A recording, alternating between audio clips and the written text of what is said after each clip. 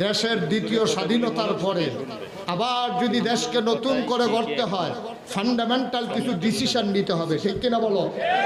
এমনি আগের মতো যেমনি মন চায় এমনি এই কারবার আর হবে না, বুঝ করে চলা লাগবে। নাইলে স্বাধীনতা অর্জন করা কঠিন, ধরে রাখা অনেক।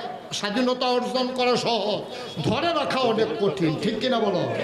স্বাধীনতা ঠেলার লোক হয়ে গেছে গা, কিন্তু এটাকে ধরে রাখতে না পারলে এই স্বাধীনতার সুফল এই জাতি ভোগ করতে পারবে না। ৫৩ বছরে পারে নাই, আবার নতুন করে স্বাধীনতার পরে ১০০ বছর পরেও মানুষ শান্তি পাবে না যদি এই স্বাধীনতার সুফল ধরে রাখা না যায়।